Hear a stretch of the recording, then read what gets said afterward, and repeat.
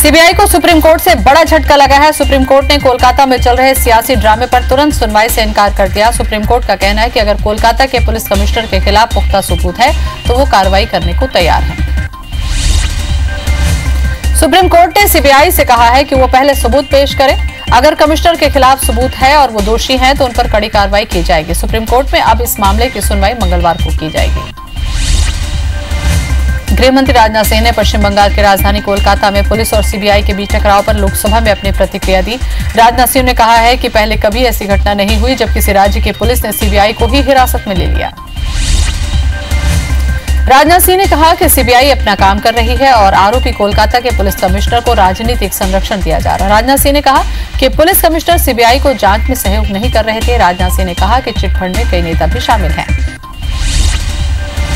राजनाथ सिंह ने जैसे ही police commissioner और सीबीआई विवाद को लेकर लोकसभा में पश्चिम बंगाल की मुख्यमंत्री ममता बनर्जी की आलोचना करनी शुरू की, वैसे ही राजनाथ सिंह के बयान पर लोकसभा में टीएमसी के सांसदों ने हंगामा करना शुरू कर दिया। मध्य प्रदेश कैडर के 1983 बैच के आईपीएस अफसर ऋषि कुमार शुक्ला ने आज सीबीआई निदेशक का पदभार ग्रहण कर लिया। सीबीआई चीफ आलोक वर्मा की बेदखली के 21 दिन बाद शनिवार को उनकी नियुक्ति की गई थी, जिसके बाद आज उन्होंने चार्ज संभाल लिया। शुक्ला अक्टूबर 2020 में रिटायर होंगे। पश्चिम बंगाल की राजधानी कोलकाता ने इस समय पूरे देश का ध्यान खींच रखा है। जो कभी नहीं हुआ वो रविवार की रात कोलकाता में हो गया। सीबीआई की टीम कोलकाता के पुलिस कमिश्नर राजीव कुमार के घर छापा मारने गई थी, लेकिन राज्य की पुलिस ने सीबीआई के 5 अफसरों को ही हिरासत में ले लिया। 5 अफसरों और ड्राइवर को काफी देर तक थाने में कोलकाता पुलिस ने हिरासत में रखा। कई घंटे के बाद पुलिस ने सीबीआई अफसरों को छोड़ दिया और बाद में कोलकाता में सीबीआई के दफ्तर को भी पुलिस ने घेर लिया। कुछ देर के बाद पुलिस चली गई और सीबीआई के दफ्तर पर सीआईएसएफ का पहरा बैठा दिया गया। शारदा चिटफंड घोटाले की जांच कर रही सीबीआई टीम रविवार शाम कोलकाता पुलिस कमिश्नर राजीव कुमार के घर पहुंची थी। पुलिस कमिश्नर के घर पर तैनात गार्ड ने सीबीआई टीम को अंदर आने से रोक दिया। बाद में मुख्यमंत्री ममता बनर्जी खुद राजीव कुमार के घर पहुंच गई। पुलिस ने सीबीआई के 5 अधिकारियों को काफी देर तक हिरासत में रखा। ऐसे में आरोप लगाए गए हैं कि सीबीआई के अधिकारियों के साथ हाथापाई की गई। पुलिस और सीबीआई आमने सामने आ गई थी, जिसके बाद से राजधानी कोलकाता में माहौल काफी गर्म हो गया। कोलकाता पुलिस के कमिश्नर राजीव कुमार के समर्थन में पश्चिम बंगाल की मुख्यमंत्री ममता बनर्जी खुलकर सामने आ गई और उन्होंने रविवार रात को ही कोलकाता में मेट्रो चैनल के पास धरने पर बैठ गई। ममता बनर्जी ने आरोप लगाया कि मोदी और अमित शाह के इशारे पर सीबीआई काम कर रही है और उनको परेशान किया जा रहा है। सीबीआई के खिलाफ टीएमसी के कार्यकर्ता जगह जगह प्रदर्शन करने लगे। कई जगह प्रधानमंत्री नरेंद्र मोदी के पुतले फूंके गए और हावड़ा हुगली में ट्रेन को रोक दिया गया। कोलकाता पुलिस कमिश्नर राजीव कुमार के घर को किले में तब्दील कर दिया गया, जहां बिना इजाजत परिंदा भी पर नहीं मार सकता। कोलकाता में सीबीआई अधिकारियों की सुरक्षा के लिए तत्काल केंद्र सरकार ने सीआरपीएफ बल को तैनात कर दिया। ममता बनर्जी ने धरना स्थल से मीडिया को संबोधित करते हुए पीएम नरेंद्र मोदी और बीजेपी पर जमकर हमला बोला। ममता बनर्जी ने कहा कि केंद्र सरकार सभी संवैधानिक संस्थाओं का गलत इस्तेमाल कर रही है और देश में संविधान खतरे में है। ममता बनर्जी ने आरोप लगाते हुए कहा कि बीजेपी हर उस राज्य में राष्ट्रपति शासन लगाना चाहती है जहां सत्ता में विपक्षी पार्टियां हैं। ममता बनर्जी ने कहा कि कुछ भी हो जाए लेकिन मैं मोदी सरकार के आगे झुकने को तैयार नहीं। ममता ने कहा कि हमें न्यायपालिका और मीडिया पर भरोसा है। ममता बनर्जी ने देश की जनता और मीडिया से अपील की है कि कृपया सभी लोग देश को बचाइए। ममता ने कहा कि लोकतंत्र की रक्षा करिए क्योंकि मोदी सरकार देश के संघीय ढांचे का विनाश करने पर तुली हुई है। ममता बनर्जी ने कहा कि देश में आपातकाल जैसी स्थिति है, इसलिए सभी को साथ आना चाहिए। ममता ने सभी विपक्षी पार्टियों से अपील की है कि वो मोदी सरकार को सत्ता से बेदखल करने के लिए एकजुट हो जाएं। इसके साथ ही उन्होंने आर्मी और केंद्र के साथ साथ राज्यों के सुरक्षा बलों का भी आह्वान किया कि वो मोदी सरकार के रवैये की खिलाफत करें और उनको धरना में समर्थन दें। ममता बनर्जी ने कहा कि नरेंद्र मोदी और शाह राज्य में तख्तापलट करने की कोशिश में है। हमने 19 जनवरी को विपक्ष की महारैली आयोजित की थी। इसके बाद हमें पता चल गया था कि सरकार हम पर सीबीआई के माध्यम से हमला करेगी।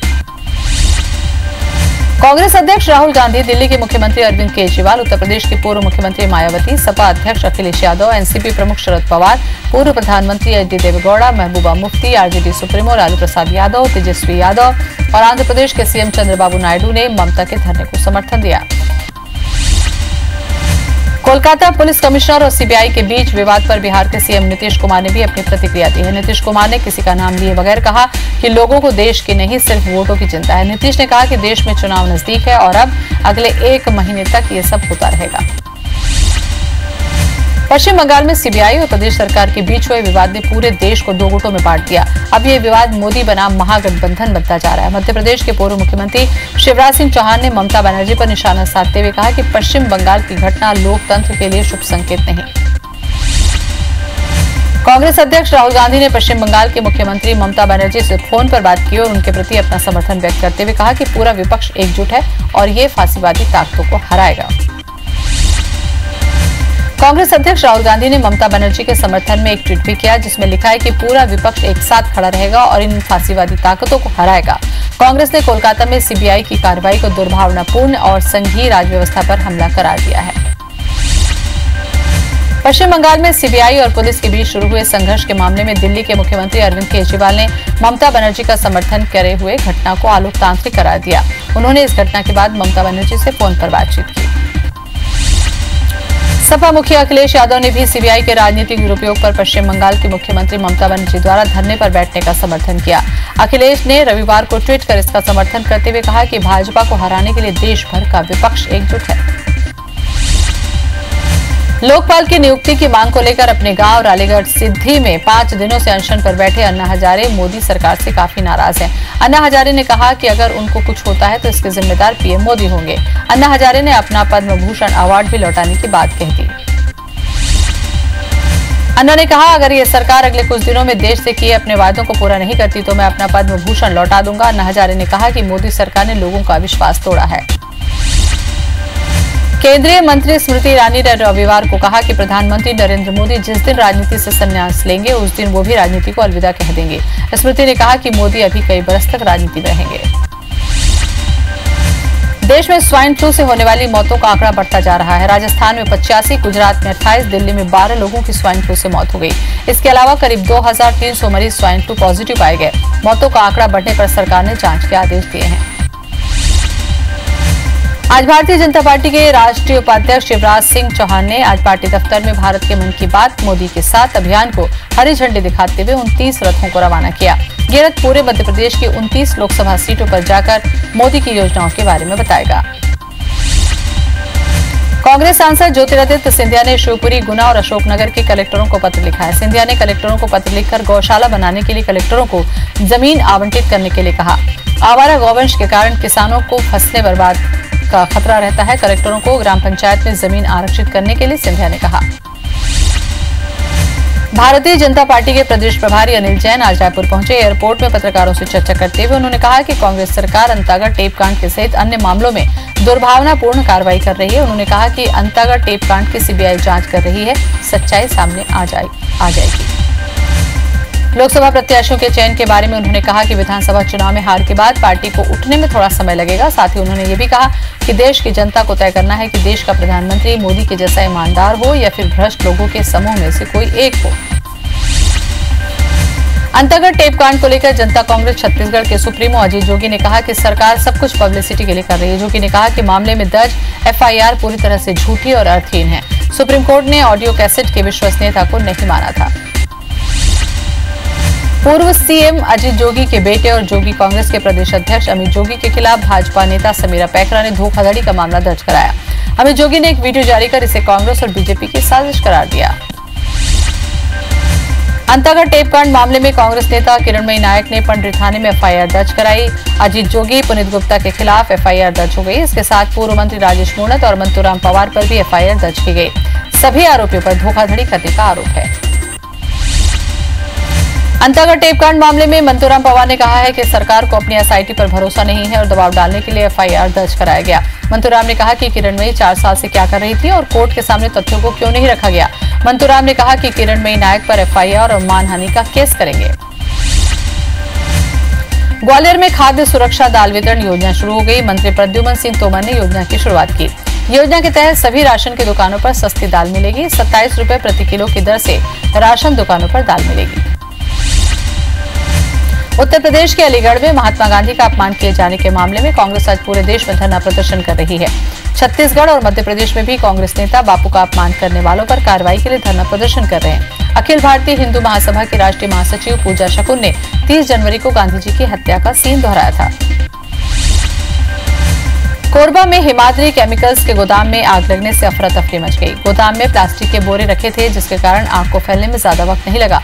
हादसे में लाखों रुपए के नुकसान की आशंका है। 2 दमकल की गाड़ियों ने कड़ी मशक्कत के बाद आग बुझाई। मुरैना में थाने में आरोपी के फांसी लगाने के मामले में थाना प्रभारी समेत पूरे स्टाफ को निलंबित कर दिया गया। एसपी ने पूरे स्टाफ को निलंबित करने के साथ ही विभागीय जांच के आदेश भी दिए हैं। आर्म्स एक्ट के तहत आरोपी को पकड़ा गया था, जिसमें थाने में ही फांसी लगा ली थी। ग्वालियर में जमीन को लेकर 2 पक्षों में विवाद हो गया। एक पक्ष ने दूसरे पक्ष पर फायरिंग करने का आरोप लगाया। मामले में 5 लोगों को गिरफ्तार कर लिया गया और पुलिस ने 2 बंदूकें भी जब्त की हैं। कवर्धा जिले में इस बार धान खरीदी में बड़ी गड़बड़ी की आशंका नजर आ रही है। इस वर्ष तभी रिकॉर्ड तोड़ते हुए 27,81,000 क्विंटल धान की खरीदी होना बड़ी गड़बड़ी की ओर इशारा करती है। जिले में करीब 7,000 से ज्यादा किसानों ने अभी तक अपना धान बेचा ही नहीं। उसके बावजूद इतनी ज्यादा धान खरीदी हो चुकी है। धमतरी जिले में पुलिस विभाग ने जनता की सुरक्षा बढ़ाने और समस्याएं सुनने की नई पहल करने जा रहा है, जिसके तहत जिले के थानेदार शाम को अब सिर्फ थाने में नहीं रहेंगे, बल्कि शाम को इलाके के प्रमुख चौक चौराहों पर तैनात रहेंगे। इसके पीछे जिला पुलिस मुख्यालय का तर्क है कि पुलिस के जनता के बीच जाने से लोगों में सुरक्षा की भावना बढ़ेगी और क्राइम में भी कमी आएगी। विश्व कैंसर दिवस के मौके पर बैतूल में कैंसर के प्रति जागरूकता फैलाने के मकसद से मानव श्रृंखला बनाई गई। जिले के समाज सेवी एवं पूर्व हॉकी खिलाड़ी हेमंत बबलू दुबे के सराहनीय प्रयासों के चलते आज जिले के हजारों लोग कैंसर के खिलाफ हाथ से हाथ मिलाकर मानव श्रृंखला के रूप में खड़े हुए। मेधावी छात्रवृत्ति योजना होनहारों के पंखों को नई उड़ान तो दे रही है। इंदौर में 19 से ज्यादा ऐसे छात्र हैं जिनको योजना का लाभ नहीं मिल पा रहा। उच्च शिक्षा मंत्री जीतू पटवारी ने पूरे मामले पर संज्ञान लिया और जल्द ही तकनीकी खामियों को दूर करने के लिए कलेक्टरों को निर्देश दिए।